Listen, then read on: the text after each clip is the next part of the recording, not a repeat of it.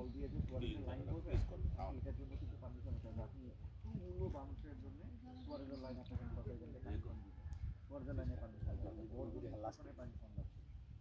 আমি আটটা permission copy করার পরে 9 নাম্বারটা বলে আজকে ফাইনাল অ্যাক্টিভিটি প্রজেক্ট এই আটটা পারমিশন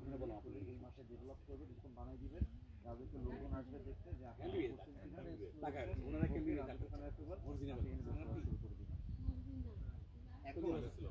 আপনাকে এবার চিন্তা করতে হবে যে না এই যে কথাগুলো বলছে এর বাইরে কোনো আবাসন প্রকল্প আর কি হয় না আপনি লিখে রাখতে পারেন